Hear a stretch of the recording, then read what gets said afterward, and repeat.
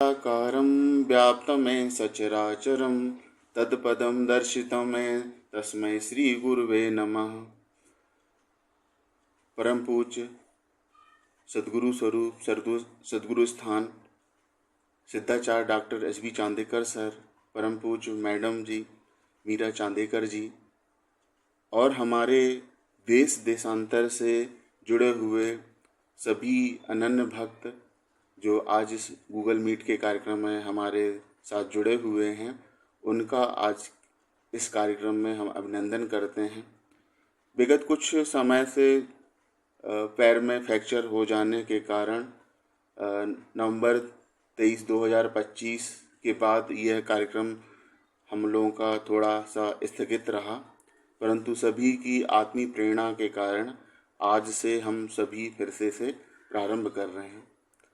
इस कार्यक्रम का महत्व बहुत ज़्यादा था और हमारे सभी जो अभ्यासु हैं लगातार इस प्रेरणा में थे कि यह कार्यक्रम हम चालू करें, क्योंकि यह जो हमारा मंच है, जो जहाँ पर हम परोक्ष नहीं अपरोक्ष का जो अनुभव है, अनुभवजन्य स्वानुभव है, वो प्राप्त करते हैं। अन्य जहाँ पे कार्यक्रम हो रहे हैं वो शब्द ज्ञान की ओर हैं, यह तद्रूपता की ओर हमें बढ़ाने वाला सत्संग है। पुरुषोत्तम पद की रूढ़ता की ओर हमें ले जाता है। सद्गुरु का स्वरूप हमें वास्तविक अर्थों में प्राप्त होता है और दृष्टुम ज्ञातुम प्रविष्टुम जो यह त्रिपुटी है, उसका जो यथार्थ है वह हम इस कार्यक्रम के माध्यम से लगातार प्राप्त कर रहे हैं। तो इन सारे पहलुओं के कारण यह जो हमारा कार्यक्रम एक विशेष महत्वपूर्ण हो जाता है और जिसके कारण सभी को इसकी आतुरतापूर्ण चाह बनी हुई थी। हम सभी जैसे सर की हमारी आज्ञा का ध्यान रखते हुए उन्होंने कहा था कि हम पूरा एक रिकैप करते हुए आगे बढ़ें। तो हम सभी मनन के रूप में श्रीमद् गीतोपनिषद का मनन कर रहे हैं। इसका जो महत्व है भगवान श्री मायानंद चैतन्य जी ने स्वयं प्रतिपादित किया है कि आती है जब ही ग्लानि भारत निज धर्म में, अधर्म बल पाता है लेता हूँ तब जन्म में, कल्याण साधु वृत्ति का नाश करने असाधु का, स्थायी धर्म बचाने को लेता हूँ जन्म में सदा। जब भक्ति ज्ञान वैराग्य सर्वत्र हम देख रहे हैं तो इसको वर्ण रचना से पृथक स्वतंत्र अस्तित्व मानने लगते हैं और अविद्या ग्रसित जो शब्द गानियों के रोचक भयानक शब्दों जालों से मोह जाल में संपूर्ण जो मानवता फंस जाती है, स्वर्ग नरक भायुक्त नाशवान कर्मफलाशा में सबको बींध देते हैं, तब ऐसे योगेश विशेष विभूति अवतार की आवश्यकता हो जाती है। और परोक्ष ज्ञान में जो है उसी में फंसाने वाले अनुभव रहित श्रवण ज्ञान और शब्द ज्ञान को अंतिम मानकर केवल व्याकरण प्रावीण्य भाषा कौशल इसके बल से लोग अर्थ का अनर्थ करने लगते हैं। पुष्पिता वाणी युक्त जो कि ऐसी रोचक भयानक उनके सहवाग से, तो इस तरीके के परोक्ष ज्ञान का जब बल मिल पाता है तब आत्मा का अविनाशित्व जो स्वभाव नियत निर्धर्म हम भूल जाते हैं।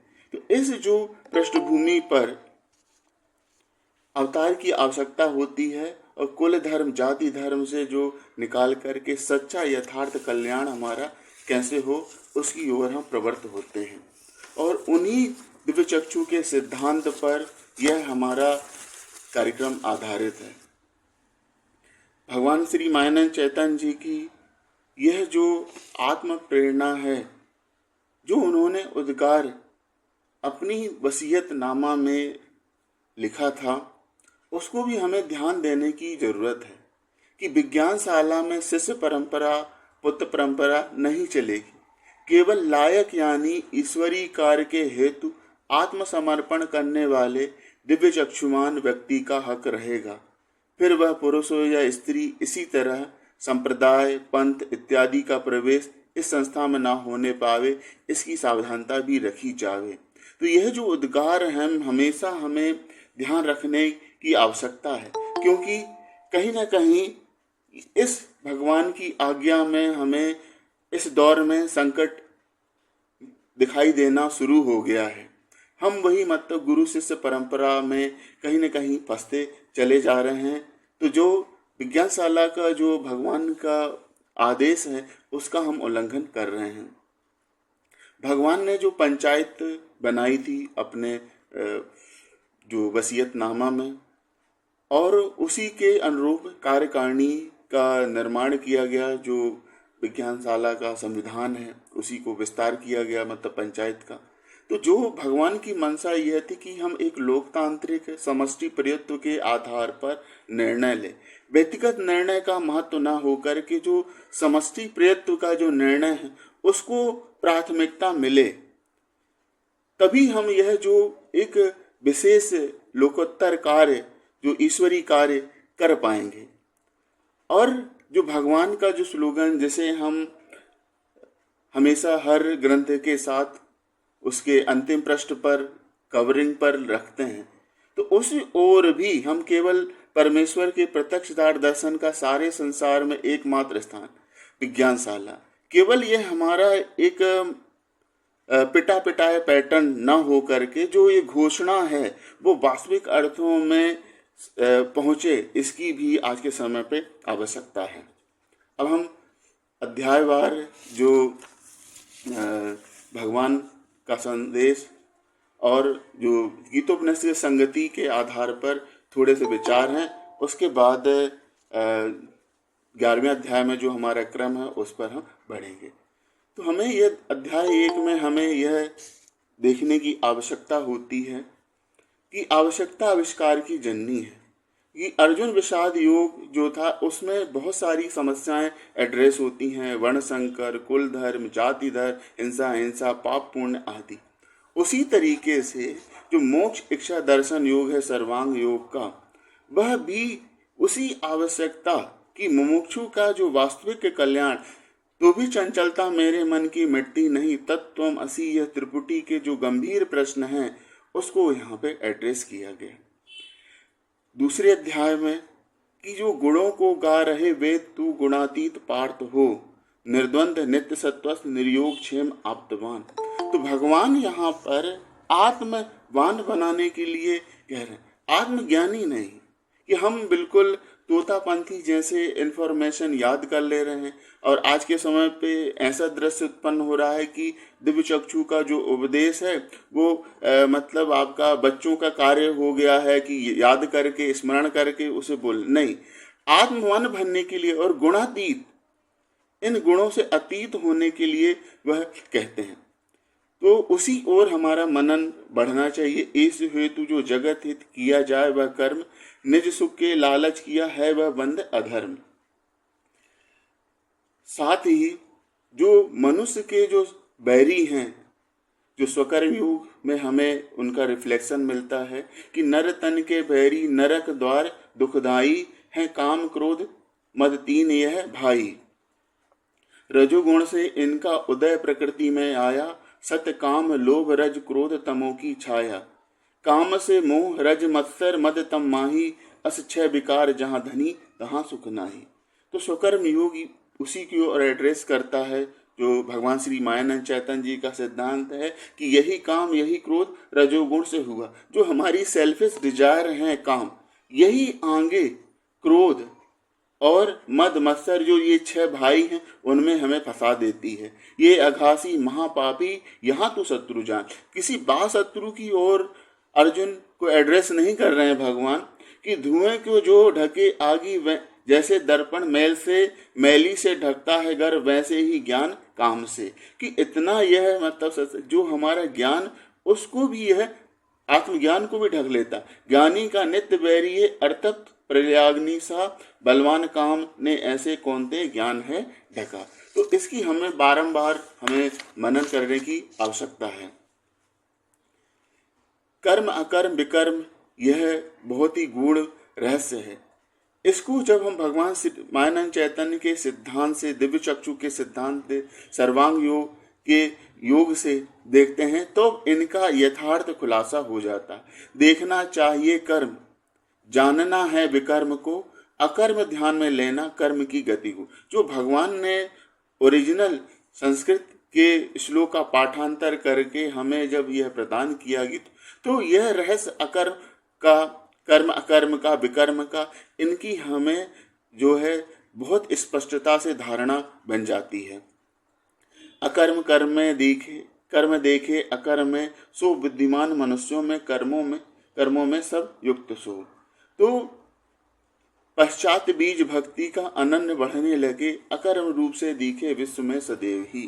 तो ये अकर्म जो अनन्य भक्ति का, जैसे हम त्रिपुटी रहित भाव में पहुंच के पुरुषोत्तम योग हो, तो यह अकर्म जो है स्वाभाविक हमारा वर्ण कर्म, निज कर्म यह बन जाता। तो इसके साथ मनन करके हमें यह संगति प्राप्त होती है। संन्यास योग में ईश्वर लोगों का कर्म क्रियाएं सजता नहीं, देवे न फल का लाभ, स्वभाव गुण ये करें। तो ये स्वभाव गुण से ही सारे काम होते हैं। तो उसी में जो रहे स्थायी अभिन्न गर्भ रूप से ज्ञानियों को भासती है साक्षित भाव से, क्योंकि जो ईश्वर सर्व प्रकाशक है और उसके स्वभाव गुण जो है उसमें सारे कार्य होते हैं। शब्द स्पर्श रूप रस गंध गुणत्रय, आठों का लय स्थान साम्यावस्था जिसे कहें। इस साम्यावस्था को संपूर्ण विश्व को यह प्रकाशित करने वाला, तो यह जो सूक्ष्म रहस्य है बिना दिव्य चक्षु के प्रबोधन से वह संभव नहीं हो सकता है। भगवान श्री मायानंद चैतन्य जी ने जब गीतोपनिषद का पाठांतर की, तो सबसे पहले आत्म संयम योग, क्योंकि यह मुमुक्षु के लिए बहुत ही महत्वपूर्ण है। लेकिन जो यहाँ पर जो गीतोपनिषद में श्लोक आए हैं, जब तक हम भगवान मायानंद चैतन्य जी के सिद्धांत से साथ इसका समन्वय नहीं कर, तब तक उसका रहस्य हमें सही से समझ में नहीं आता। जहाँ जहाँ दौड़ जावे मन चंचल अस्थिर, वहाँ वहाँ जोड़ देना आत्मा में बस यूं करें। फिरता रहे नहीं बैठे मन ये पार्थ सत्य है, अभ्यास और बैराग इनसे कौनते ये रुके। तो भगवान का जो पद है वह इस समस्या का बहुत ही सरल तरीके से, सहज तरीके से इसका निराकरण कर देता। मत रोको मनवा मत रोको, जहां जाए तहां जाने दीजो, मैं ही हूं अस टोको, खेलन लगे खेल यह मनवा, भेद मटे तब तीनों को, मायानंद कहे इस विधि से मिलो सदा में दीनों को। तो इस पद का जो मनन है, रहस्य है, समझ करके यह जो मन की चंचलता है इसका तुरंत निरसन हो सकता है। ज्ञान विज्ञान योग, विश्व में सब मैं ही हूँ दूसरा कुछ है नहीं, मेरे में सब है जैसे सूत में मणि सूत के, देवी गुणमयी मेरी यह माया अपार है, मुझे ही भसते हैं वो इसके पार हो सके। तो भगवान पद में कहते हैं कि जो सज्जन भ्रम निधि उतरे, यह उन मन ही मन फेरा, स्थूल सूक्ष्म कारण रोचक तजी, निज पद दहन अंधेरा, सु मायानंद बसेरा। जब हम इस त्रिपुटी सिद्धांत के माध्यम से समझते हैं कि जिस सूत में मणि सूत के, तो यह जो अक्षर अक्षर का संयुक्त वैभव, तभी हमें इसका दर्शन हो सकता है। अध्याय 8 में श्रेष्ठ अक्षर वो ब्रह्म है, अध्यात्म स्वभाव ही, भूत भाव बसे जिसमें, कल्पना गति कर्म वो, अधिभूत प्रभावी है, अधिदेव स्वभाव है, देह में पुरुष श्रेष्ठ मैं अधियज्ञ नाम से। तो ये सारी जो त्रिपुटियां हैं, इनका जो लक्ष्य है हमें सर्वांग योग के सिद्धांत के मनन के माध्यम से प्राप्त होता है। तो भगवान कहते हैं कि भवानी तू ही है त्रिपुटी मैं संसार भर में, न जानने से स्थायी स्थिति गति, जीव सदा भर में, बखानी तूने ही जननी तब लीला परस के, तहाँ पोता तेरा गति कथन कैसे कर सके। तो हमें तत्वदर्शी की शरण में जा करके आस्तिकवान पुरुष का हमें सत्संग ले करके इस जो सारी जो त्रिपुटियां उनका हमारा निरसन हो जाएगा। राज विद्या राजगुरु में अनन्य भाव से मेरी करते हैं जो उपासना, ऐसे नित्याभिभक्तों का करता हूँ योग क्षेम में। पत्ते इंद्रियां फूल फल तोय चित्त चढ़ावे भक्ति से मुझे, लेता हूँ सुचिवानों का मैं भक्ति का उपहार सो। तो सर्वांग योग ये स्थायी बीज है दिव्य चक्षु का, इसे जो पाठ में लेवे चित्त से निज कर्म में। तो हमें यह चित्त तक हमें इसकी धारणा होना जरूरी है। यद रक्षा से योग क्षेम होवेगा उसका सदा, अंत में पद सो पावे वेदों में श्रेष्ठ जो कहा।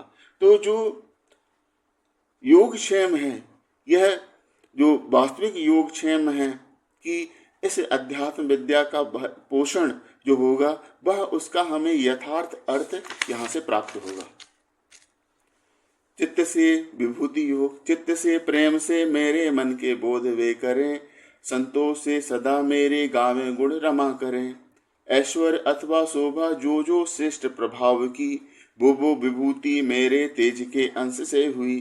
तो भगवान का जो जैसे ही हमें अक्षर रूप स्वरूप में यह सिद्धांत हमें हृदयगम होता है, हमारा अंतःकरण उस तद्रूपता को प्राप्त करता है, तब शोभा बल ऐश्वर्य और जो कछु है जग माही, सब मेरा ही रूप है जान रहे भय नाय। करो तुम दृढ़ यही विचार, दृश्य मात्र का एक रूप से मैं ही हूँ आधा। ये संपूर्ण क्षर विराट को वही आत्म प्रकाश जो है यह प्रकाशित करता है। ये सारी विभूतियां उसी आत्म प्रकाश से ही आलोकित होती हैं।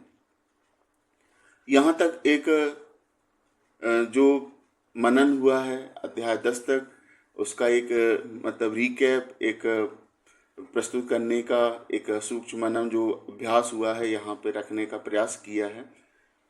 हमारा पिछले जो नवंबर में 23 तारीख में हम लोग 8 अध्याय 11 के 8 श्लोकों तक मनन कर चुके थे। वो 8वां श्लोक था कि आँखों से बाहरी तेरे देख सकता नहीं मुझे, देता हूँ दिव्य चक्षु मैं योग ऐश्वर्य देखिए। तो यहाँ पर कि केवल हम जो इस जो पुरुषोत्तम रूप को जो स्थूल दृष्टि से वैष्टि भाव युक्त जो जीव भाव की दृष्टि है उससे नहीं देख सकते। दिव्य चक्षु के माध्यम से ही जो सूक्ष्म दृष्टि है, विज्ञान की रीति है, इसी के माध्यम से हम इसे देख सकते हैं।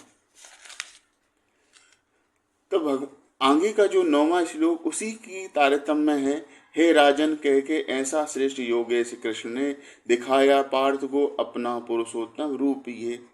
तो भगवान यहाँ पे शब्द आया दिखाया, केवल कथन नहीं किया है, परंतु वह जो रीति है वह गीता में नहीं आ पाई है, परंतु क्योंकि वह प्रयोग में दिखाने की है, उसके लिए अलग से हमारे सर सिद्धाचार्य हमें मार्गदर्शन प्रदान करेंगे कि पुरुषोत्तम रूप ये जो क्षर अक्षर का जो संयुक्त स्वरूप का जो वैभव है, यह मतलब इस विज्ञान की रीति के माध्यम दिव्य चक्षु के माध्यम से ही देखा जा सकता है।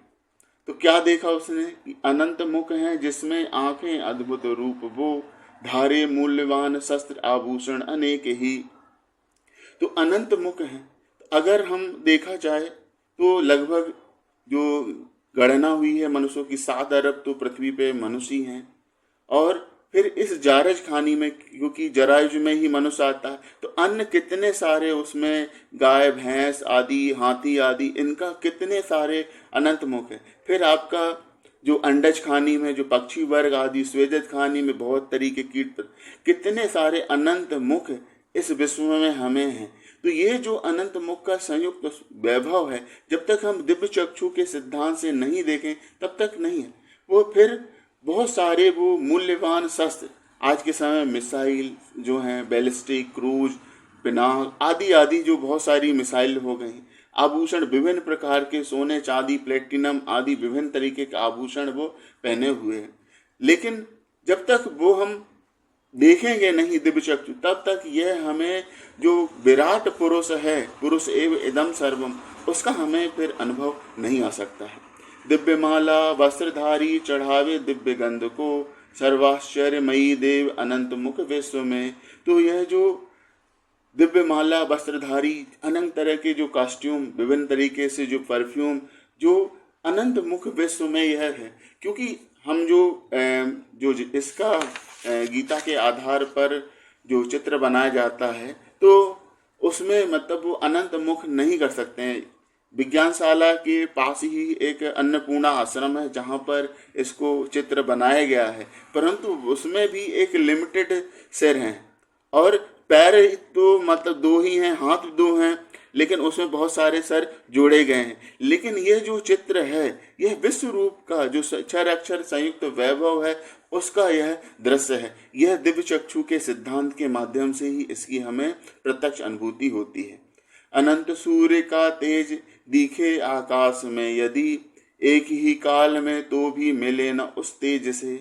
तो जिस तरीके से आकाश में यदि एक समय में अनंत सूर्य का अगर प्रकाश उदय हो, तो भी पुरुषोत्तम रूपी तेज की समता नहीं कर सकता, क्योंकि उस प्रकार के प्रकाश को प्रकाशित करने वाला यह दिव्य आत्म प्रकाश है। तो ये अनंत जो तेजोमय विश्व है, यह पुरुषोत्तम के रूपी तेज से समता इसकी नहीं कर सकता है। वहां पांडवों ने देखा देह में श्रेष्ठ देव के, संपूर्ण विश्व एकत्र द्विधा नाना विभाग में।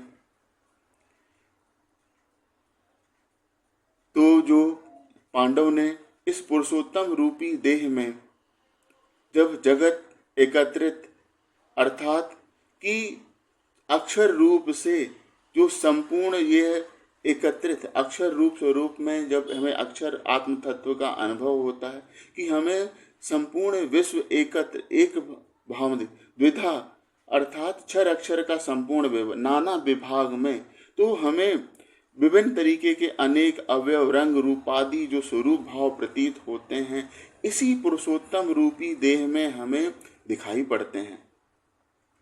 तब आश्चर्य में डूबा पार्थ रोम खड़े रहे, प्रणाम करके बोला देव को हाथ जोड़ के। तो पुरुषोत्तम प्रभु को अलौकिक स्वरूप देखकर यह पुरुषोत्तम जो विराट पुरुष को देखकर आश्चर्य से अर्जुन चकित हो गया और उसके शरीर पर रोमांच आ गया, क्योंकि जो जीव भाव की बुद्धि से वह यही तत्पद है, दृश्य विराट इस नाम से सबों को दिखता है, प्रत्यक्ष जानते नहीं। क्योंकि हम अभी तक इसके साथ जो हमारी जो विश्व के साथ एक वृष्टि भाव के साथ, खंडित भाव के साथ जो हमारा व्यवहार था, उसका संपूर्ण रूपांतरण हो गया। तो उसका रोमांच आ गया और क्षुद्र जीव भावना रूप भ्रम भाव हो जाने से मस्तक झुका और नमस्कार के हाथ जोड़ करके भगवान श्री कृष्ण से आगे कहने लगा। तो आगे के जो 15 से आगे विषय बदल रहा है, तो यहीं तक मैं अपना जो निवेदन है, जो मेरा स्वानुभव रहा है, जो विभिन्न अभी कठिन स्वास्थ्य परिस्थितियां रहीं जिसमें यह दिव्य जो सत्संग पूर्व में हुए थे, उनकी रिकॉर्डिंग की के कारण ही बहुत मतलब एक सार्थक, उचित, संयमपूर्ण, धैर्यपूर्ण इस जो दुर्घटना को सहन करने की शक्ति प्राप्त हुई है आप सभी के सहयोग से। तो अब हम सर से निवेदन करते हैं कि हमें आज के जो फिर से हम लोग यह कार्यक्रम शुरू कर रहे हैं, उसमें हम मार्गदर्शन देते हुए अपना आत्मानुभव प्रदान करें।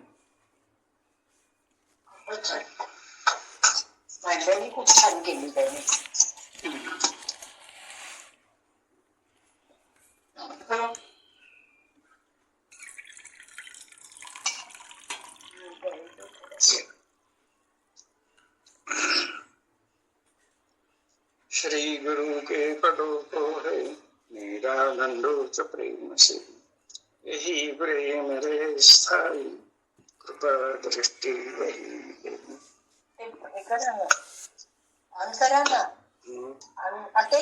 हाँ, आ रही आवाज? आवाज आ रही है आपकी सर? आवाज आ रही है? जी जी जी। हाँ ठीक है ठीक है।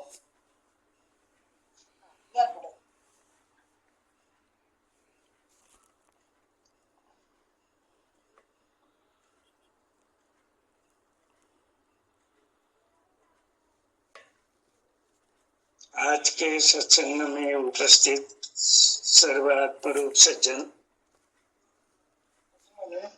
और इस दिव्य चक्षु अभ्यास मंडल के संयोजक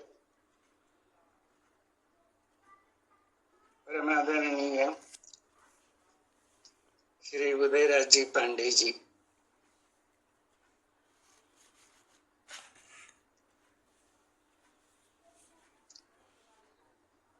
प्रदीर्घ 3 महीने के कालावधि से आज हम लोग इकट्ठे आए हैं।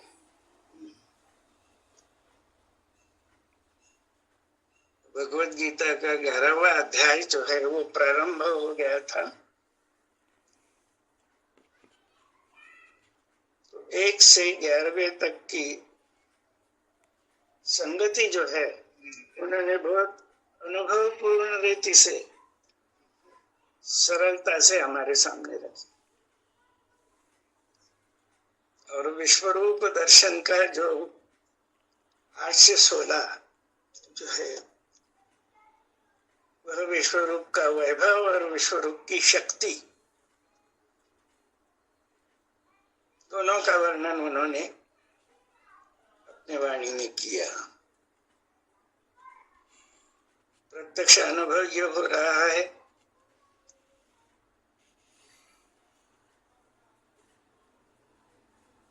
कि आपत्तियां आती है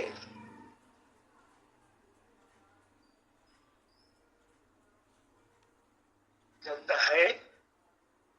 नर्मदा जी है, बहुत मार्मिक विचार उन्होंने रखा कि सबसे बड़ी आपत्ति जो है वह है कामयेश क्रोधेश रजोगुण समुद्भव, खंडित व्यष्टि भाव। ये सबसे बड़ी आपत्ति, यही बड़ी चट्टान है। लेकिन नर्मदा के प्रवाह के बीच में अगर ये चट्टान आ गई तो प्रवाह की शक्ति देखिए, वो पराशक्ति की शक्ति है कि वो चूर हो जाती है चट्टान। तो ये भी हमने सीखना चाहिए कि आपत्तियां आएगी, लेकिन दिव्य चक्षु से जो सामर्थ्य आता है व्यक्ति विकास में, व्यक्ति में, उसका प्रत्यक्ष दर्शन आज हो रहा है। भगवान कहते हैं कि दिव्य चक्षु की प्राप्ति से मानसिक और भौतिक शक्ति प्राप्त होती है। तो मानसिक शक्ति और भौतिक शक्ति दोनों का संयुक्त स्वरूप जो है वो आज उदयराज जी के प्रतिपादन में हमें प्रत्यक्ष देखने को मिला। उन्हें शतशः धन्यवाद देते हैं हम सब।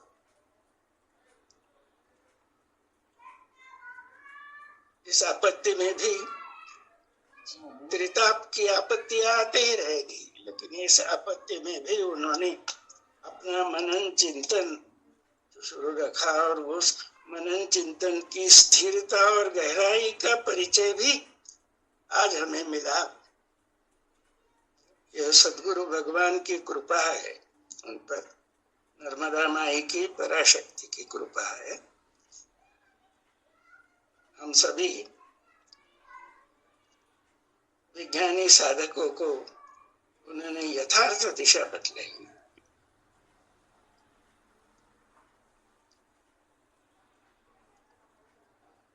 गीता के मध्य में हम लोग आज उपस्थित है। दिव्यम ददामि ते चक्षु पश्यमे योग वैश्वर्य, ये गीता का हृदय है, दिव्य चक्षु।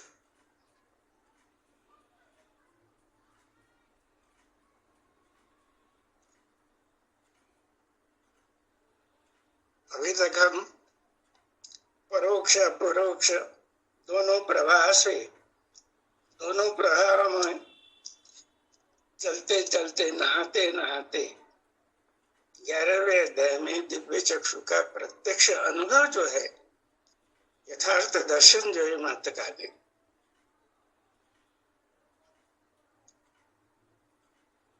अब ये प्रत्यक्ष दर्शन महात्मा अर्जुन और योगेश्वर भगवान श्री कृष्ण यानी नर नारायण का संवाद है। तो ये नर नारायण का संवाद पूरी तरह समझ के किसके अंतःकरण में प्रकाशित होगा? तो हमें अर्जुन होना पड़ेगा पहले। अर्जुन का हृदय निष्पाप है।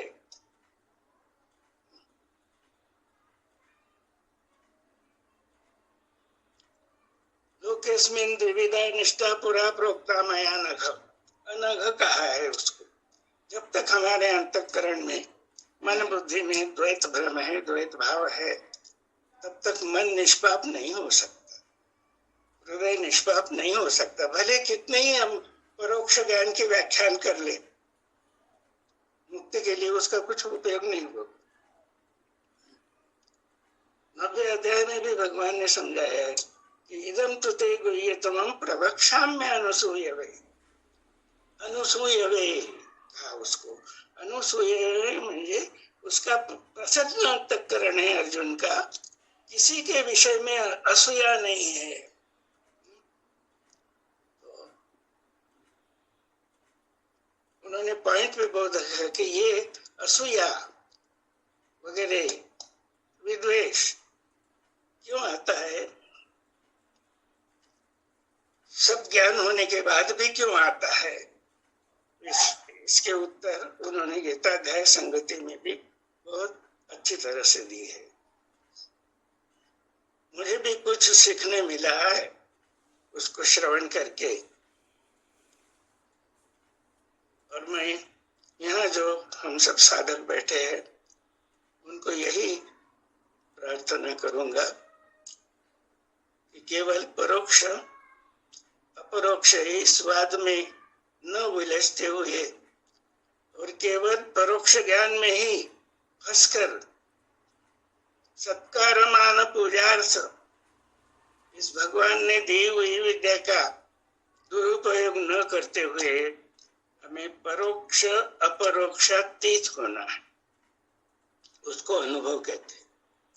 अनुभव में दो नहीं रहते।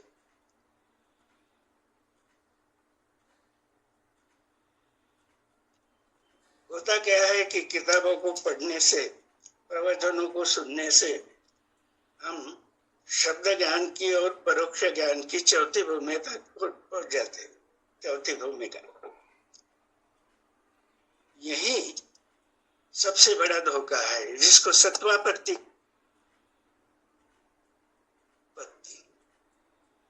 बड़े बड़े फंस जाते हैं, उसमें दिख रहे हैं। लेकिन पांचवी छठवीं सातवीं भगवान कहता है कि जो नर है, अर्जुन जैसे नर जो है, वही सातवीं भूमिका पार करके मुझ में बैठ सकता है।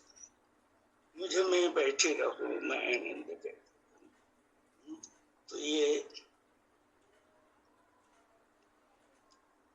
सरल भाषा में भगवान ने अपरोक्ष अनुभव रखा है, लेकिन उसमें स्थूल सूक्ष्म कारण महाकारण भगवत गीता के भी जो शब्द है उसमें भी ये चारों भाव है। सर्वांग योग के और भगवान के सब साहित्य में ये चारों भाव दिखते हैं। महाकारण भाव तक जाना, यानी अस्तित्व में स्थित होना, यही सबका ध्येय होना चाहिए। आज का परम मंगलमय अत्यंत आनंदमय सत्संग जो है चल रहा, उसके लिए संयोजक की अनुमति से मैं एक थोड़ा परिवर्तन आपके सामने रखना चाहता हूँ कार्यक्रम में। हम अभी तक क्या करते आ रहे, 4 श्लोक 8 श्लोक ऐसा ग्रुप देके किसी को उस पर अपना चिंतन मनन रखने के लिए कहते हैं। लेकिन आज हम गीता हृदय यानी अनुभव के पॉइंट पर पहुंच गए हैं। तो क्षराक्षरातीत परोक्ष अपरोक्षातीत अनुभव है। तो आगे अब 11वें अध्याय के जो श्लोक है उसमें अनुभव की बातें, इसका संबंध व्यवहार से है, आचरण से है, स्वयं के व्यक्ति विकास के लिए है, स्वयं का चारित्र्य वर्धन करने के लिए जो है ऐसे ही श्लोक, गिने चुने श्लोक ले जाए और उस पर मनन चिंतन अभ्यास करके भविष्य में जो साधक लोग अपना अनुभव रखेंगे, रखना पड़ेगा। यानी श्लोकों का ग्रुप नहीं देना चाहिए। अब इस विषय में भगवान ने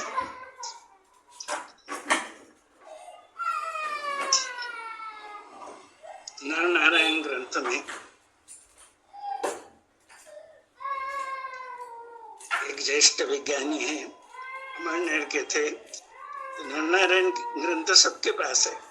उसमें प्रश्न क्रमांक 1121, प्रश्न करने वाले जो है प्रश्नकर्ता विनायक, डॉक्टर विनायक केशव एक गोटे अमरनेर के, उनका प्रश्न में दोहराता हूँ जब हमारे लिए उपयुक्त होगा, हमारे प्रोग्राम की अगली दिशा दिखाने के लिए। 1121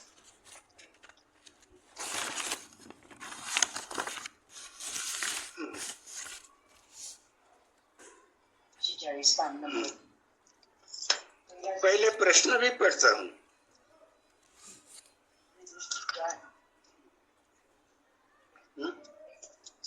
प्रश्न हाँ।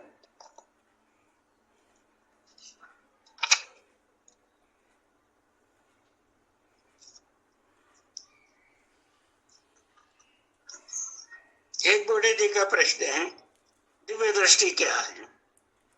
इसका उत्तर दो प्रकार का होना चाहिए, थियरी ब्रैकेट में प्रमेय और प्रैक्टिस यानी अनुभव। देखिए प्रश्न पूछने वाला भी उसकी योग्यता देखिए, प्रश्न नहीं दिखती है। प्रमेय हम सबको मालूम हो गया, सिद्धांत, और विद्वत्ता प्रचुर, भाषण भी कर सकते हैं, प्रवचन भी कर सकते हैं, रख सकते हैं।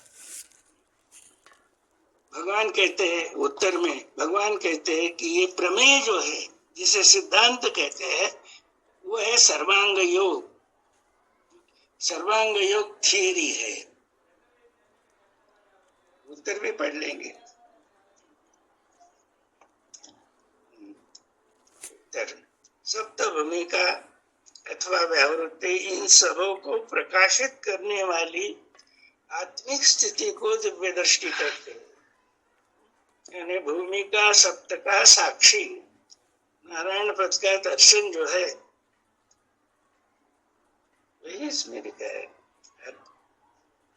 दिव्य दृष्टि की थियरी सर्वांग योग में है, लेकिन केवल सर्वांग योग पर हम भाषण प्रवचन ही करते रहे। भगवान कहते हैं कि ठीक है करो समझने के लिए, अपरोक्ष ज्ञान के लिए, लेकिन जब तक अनुभव नहीं होता, अनुभव में स्थिति नहीं होती, तब तक वह यथार्थ वक्ता है, उपदेशक नहीं है। ये ध्यान में लेना चाहिए। तो हमें जो भ्रम है, हम सब विज्ञानी साधक विद्यार्थियों में, उस भ्रम को निकालना भी हमारा ही कर्तव्य है। ये देखना चाहिए। तो दिव्य दृष्टि की थियरी सर्वांग योग, फिर अक्षर पुरुषोत्तम बतला दिया और बस कथा समाप्त हो गई, ऐसा नहीं है। इसका मनन प्रैक्टिस है।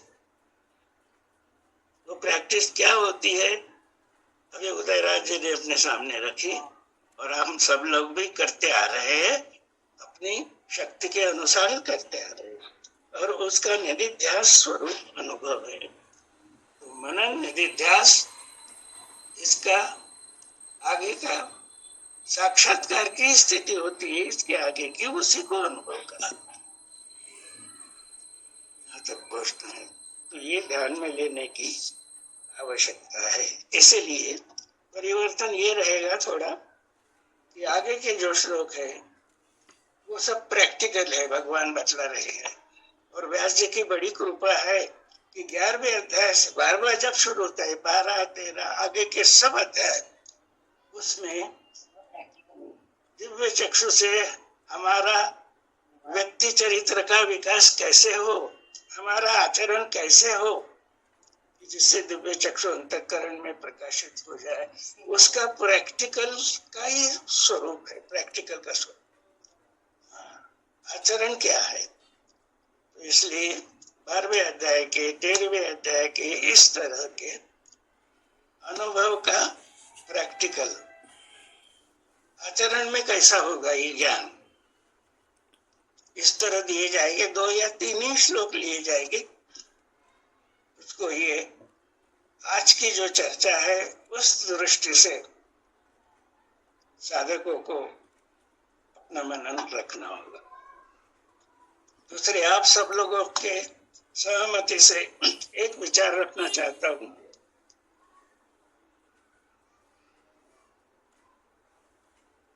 ज्ञान तो है, लेकिन अब हम में क्या परिवर्तन हुआ, हमारे आचरण में क्या परिवर्तन दिख रहा है दिव्य चक्षु की प्राप्ति से? यही प्रोग्राम आगे के श्लोकों में है।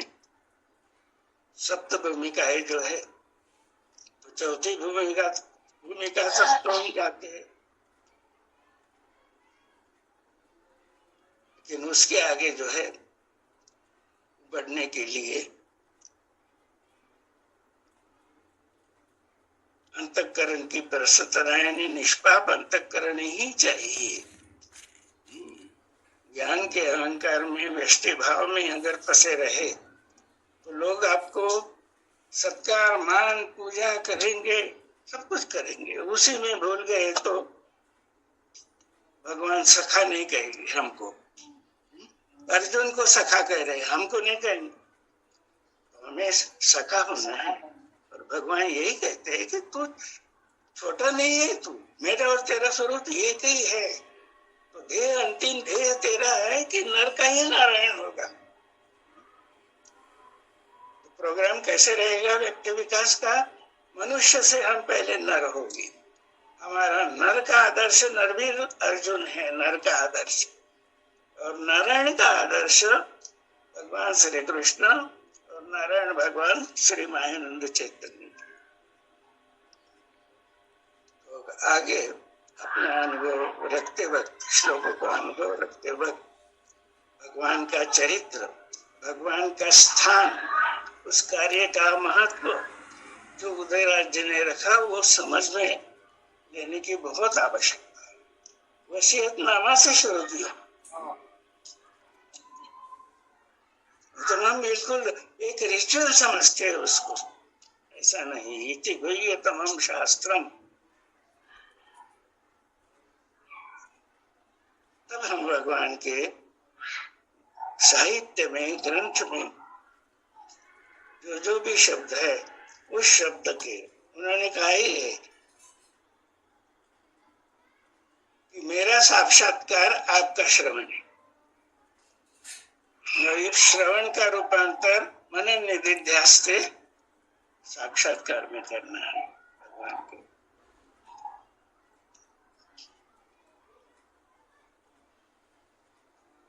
अब आप बतलाइए। मैं तो अब ज्यादा समय बोल भी नहीं सकता हूँ, इसलिए ऐसा कहेंगे कि इस तरह गीता के 2 विषय दिए जाएंगे 10-15 मिनट में, उसको अपना साधक, विज्ञानी साधक जो है प्रकट करेंगे। यहाँ तक चलेगा, लेकिन केवल प्रवचन स्वरूप नहीं रहेगा कि एक एक श्लोक का शब्दशः अर्थ बतला रहे हैं, ऐसा नहीं। और दूसरा उत्तरार्थ जो रहेगा तो निदेशक के नाते मैं आपके सामने रखना चाहता हूँ कि एक विषय अनुभव से संबंधित रहेगा। कैसे? दिव्य चक्षु से मुझ में क्या परिवर्तन हुआ, ये विषय रख दिया मैंने। और निदेशक कहेंगे कि केदार जी आप बतलाइए, 5 मिनट आप इंस्टेंट। ये भी प्रैक्टिस बहुत जरूरी है आचरण की।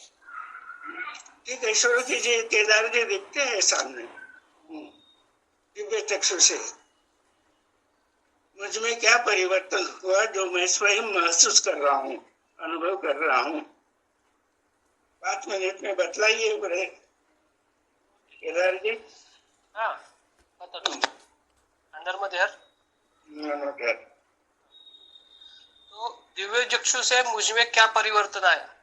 तो दिव्य चक्षु से तो पहले मुझे ये ज्ञात हुआ कि अपने सहित संपूर्ण ये जो दिख रहा है वही अपना निज मूल स्वरूप है, यानी मैं ये विश्व से अभिन्न नहीं हूँ। फिर भी मुझ में बहुत सारे दोष है और वो दोष मुझे धीरे धीरे निकालना है, मगर वो निकालने के लिए मेरा जो निश्चय है वो विश्व के साथ वो पक्का होना चाहिए। और इसके लिए जो भगवान ने जो निर्देश दिया है कि दिव्य दृष्टि को ध्यान में रखते हुए गीता, नर नारायण इत्यादि से पहले वो विश्व वस्तु क्या है और अपना विश्व से स्वयंभू अधिष्ठान से अपनी अभिन्न एक रूपता कैसी है, इसका निश्चय पक्का करने में मैं अभी जुड़ा हूँ। और इससे मुझे सिर्फ ये बोलना नहीं है, तो इसके साथ मेरे वर्तन में क्या फर्क होता है। तो अभी तो वर्तन में मेरे फर्क नहीं हुआ है सच में बोलूं तो, मगर कुछ कुछ चीजें का साक्षित्व धीरे धीरे आता है कि भले ही वो कर्म गलत हो मगर उसके बाद ये ऐसे नहीं होना चाहिए था, ये जागृति भी आ जाए। तो ये इसके मैं अभी इसमें प्रयास में हूँ। और कभी कभार ऐसे 2-3 बार समझ में आया तो कुछ तो कर्म में थोड़ी सी निष्कामता या थोड़े से आत्म प्रेम से काम करना ये शायद हो रहा है, ऐसे मुझे लग रहा है। तो यही आगे बढ़ता जाऊं और मेरा हर एक कर्म जो विश्व के साथ एकता के निश्चय के साथ हो जाए और व्यष्टि भाव कम होता जाए, यही मेरी आगे का प्रवास रहेगा। धन्यवाद। Very nice. अर्जुन को आदर्श रखा है आपने हम सब में। चौधरी जी है इंदौर के, वो 5 मिनट में अपना चिंतन रखेंगे। चौधरी जी अभी नागपुर के कार्यक्रम में हैं, वो मतलब आज जुड़े नहीं हैं अपने से। जी जी जी।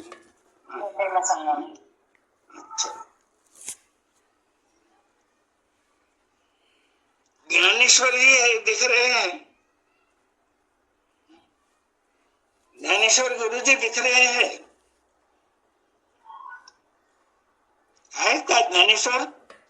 जी जी। ये टोपी वाले गुरु जी कौन है? हाँ वही है, ज्ञानेश्वर जी हैं। हाँ ज्ञानेश्वर जी आप बतलाइए 5 मिनट में। विषय मुझ में क्या परिवर्तन दिख रहा है मुझे। मराठीत सांगितलं तरी चालेल।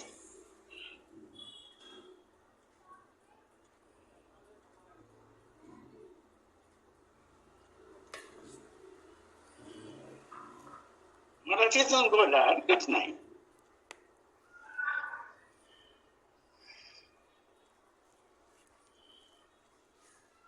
आवाज येता का? हाँ हाँ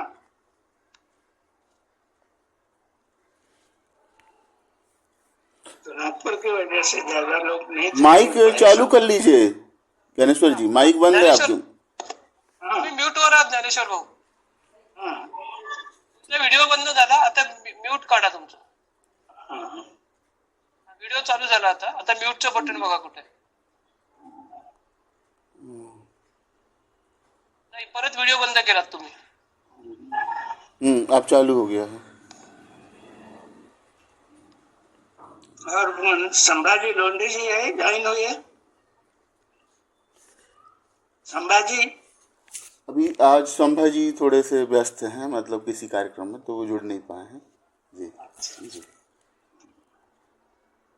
तो इस तरह का कार्यक्रम आपकी सहमति हो तो रखेंगे, जी नहीं तो जैसा पहले चल रहा था उस तरह का। योग्य काय आहे ते विचारा, तुम्हाला काय वाटतं योग्य आहे ते काम आहे? संयोजक है और बैठे हैं यहाँ पे, और कौन है?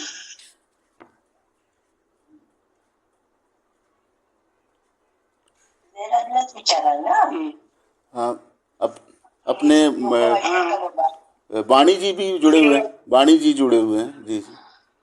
हाँ डॉक्टर वाणी जी. हाँ हा आपण सांगा 5 मिनिटं. सर मी प्रवासात आहे हं? त्याच्यामुळे मला जसं बोलता नाही येत. प्रवासात अच्छा अच्छा प्रभात में है. ठीक है. तो उदयराज जी, केदार जी, आप विचार करके उनको बतलाइए. हम्म, उनको उदयराज जी को ये जो प्रोग्राम है एक विषय दिया जाएगा. हाँ, और विषय कैसे आधारित रहेगा? भगवान का जो लेख है दिव्य चक्षु का व्यवहारिक महत्व, सब प्रैक्टिकल है उसमें. तो एक जैसे विषय अभी रखा, मुझमें क्या परिवर्तन मुझे दिख रहा है. दूसरा एक रहेगा, दूसरा विषय कैसा रहेगा कि दिव्य चक्षु से मानसिक और आत्मिक शक्ति बढ़ती है, भौतिक शक्ति बढ़ती है. और कैसे विषय रहेंगे उसमें. सुचवून द्या ना. हाँ, तो इसलिए ये भगवान का जो व्यवहारिक महत्व है दिव्य चक्षु का, उस लेख का भी अध्ययन करते रहना चाहिए. तो हाँ, तो ऐसे विषय समय पर भी उपस्थित हुए तो आप अपना स्वानुभव चिंतन रख सकते हैं. पुनः एक बार उदयराज जी को हम सब धन्यवाद देते हैं और उनके दीर्घायुष्य और आरोग्य के लिए सद्गुरु भगवान और पराशक्ति नर्मदा माई से प्रार्थना करते हैं. धन्यवाद.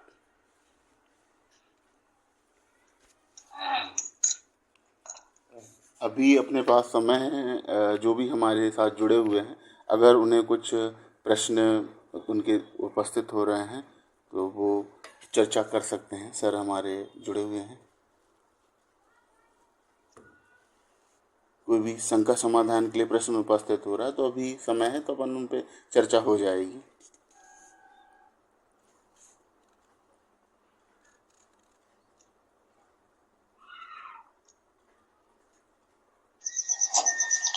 हाँ स्वामी जी नर्मदे हैं. नर्मदे जी. हाँ इसमें अभी एक आया समाधान है इसमें कि 4 अक्षर पुरुषोत्तम तक की कह करके उपदेश पूर्ण कर देते हैं. तो इसमें थोड़ा आगे के और जो शब्द है उसे हमें प्रकाशित करें जिससे हम आगे प्रस्तुत कर सके. तो उसी की तो चर्चा हुई है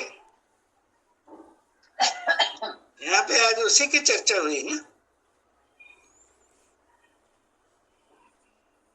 सिद्धांत हो गया, प्रमेय पूरी तरह से हम रख सकते हैं, लेकिन अब अनुभव की बात, अनुभव आचरण.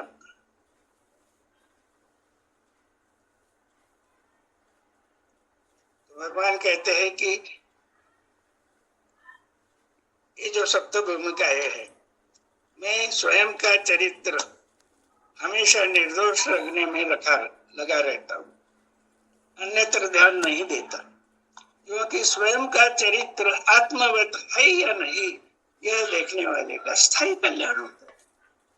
हमारा अगर कल्याण हो गया तो विश्व कल्याण कर सकते हैं हम, नहीं तो सिर्फ बातों में रहेगा, शब्दों में रहेगा कल्याण. तो इसकी प्रक्रिया क्या है, इसी की चर्चा हुई है आज. कौन बात कर रहे थे आप? इसका प्रश्न था वो. मैं सुरेश पाल हूँ नागपुर से. अच्छा जी, धन्यवाद.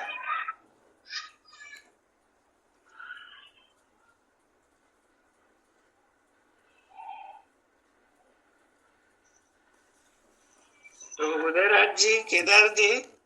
जी जी सर. सर नमस्कार. हाँ हाँ, नमस्कार. नमस्कार, बोला कौन? सर्वांगी योग में आपका अध्याय नाम 4 अध्याय 5। आपका नाम बता दीजिए पहले, आपका नाम बता दीजिए, कहाँ से बोल रहे हैं आप? मेरा नाम सुरेंद्र विश्वकर्मा है, नरसिंहपुर बिलखेड़ी से। अच्छा जी। अध्याय 4 अध्याय 5 में क्षर दृष्टि से त्रिपुटी है। अध्याय 6 में अक्षर दृष्टि से त्रिपुटी है। अध्याय 7 में वस्तु दृष्टि से त्रिपुटी है। अध्याय 8 में नहीं आ रही हमको समझ में त्रिपुटी। जी।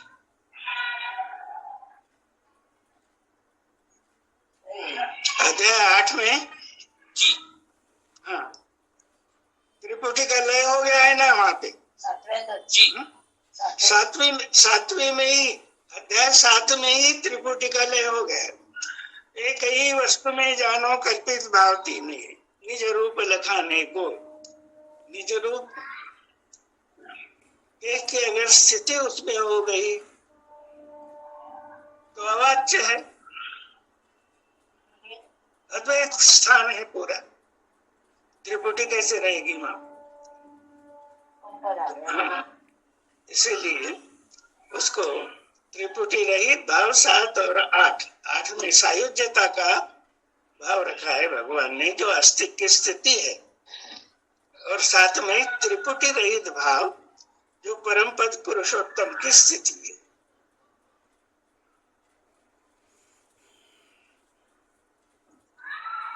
ठीक।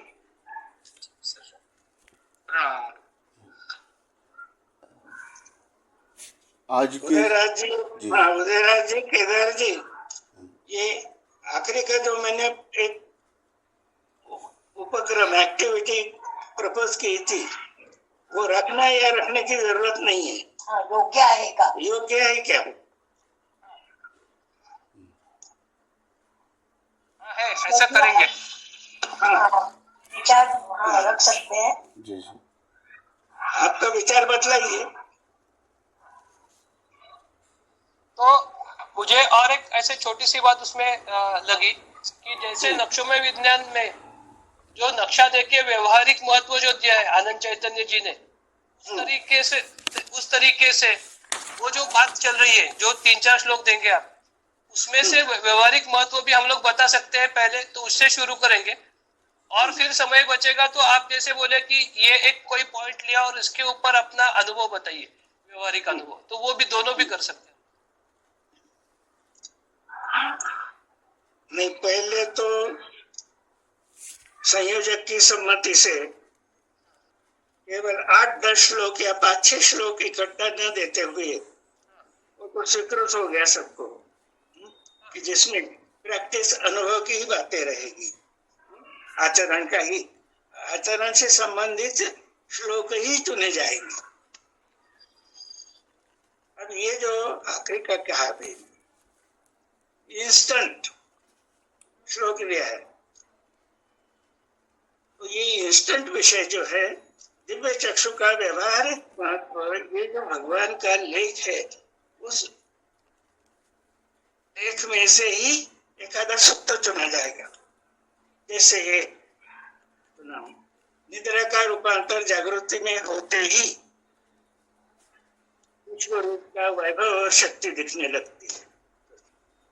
ये ले लिए, ठीक है। अब 5 मिनट में आपका अनुभव उसमें बदलेगा। तो इस तरह से एक अभिव्यक्ति की प्रैक्टिस हो जाती है और उसके साथ साथ अंतःकरण तक वो भाव दिखता है। जैसे आज उदयराज जी ने 8 से 16 तक वैभव क्या है और शक्ति क्या है,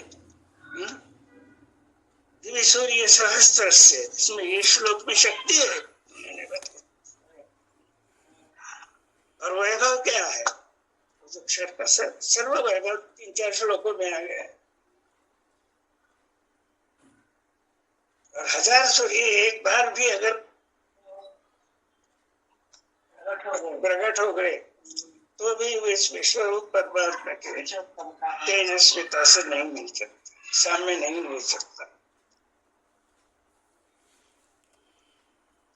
तो उन्होंने वैभव और शक्ति क्या है विश्व रूप की, जागृति आ गई है अंतःकरण में तो दिखने लगता है।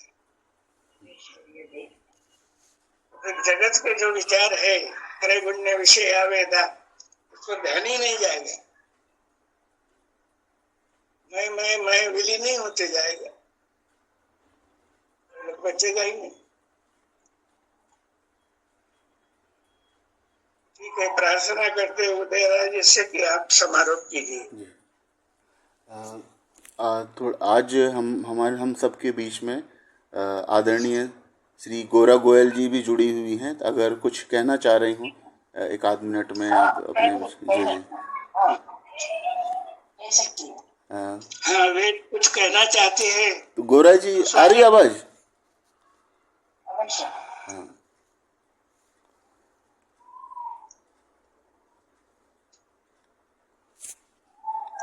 गौरा जी आपका माइक म्यूट है। उनका माइक म्यूट है अभी, शायद मतलब ऑन नहीं हो पाया है। तो अब आगे जब भी ऐसे अवसर रहेगा वो अपने विचार रखेंगे। आज का यह हमारा दिव्य सत्संग चल रहा है और पुनः प्रारंभ हुआ है आप सभी की प्रेरणा से। तो हम सभी के मार्गदर्शक सूत्रधार और हमको आस्तिक पद तक जो ले जाने वाले आदरणीय सिद्धाचार्य सद्गुरु स्वरूप चांदीकर सर, मैडम और हमारे सभी अभिन्न आत्मा स्वरूप जिनके अभ्यास से, मनन से, उनके निधिध्यास से हमारा यह सत्संग आगे मतलब यथार्थ दृष्टि से बढ़ रहा है। तो सभी का अभिनंदन करते हुए आज का सत्र यहीं समाप्त करते हैं। और सर के मार्गदर्शन जो आज उन्होंने सत्संग के बारे में दिया हुआ है उसी का अनुरूप अगले सत्र का जो कार्यक्रम बनेगा। तो सभी का अभिनंदन करते हुए और सभी के चरण बंदन आज का सत्संग यहीं समाप्त करते हैं। नर्मदे हर। धन्यवाद। नर्मदे हर। नर्मदे। लाल बटन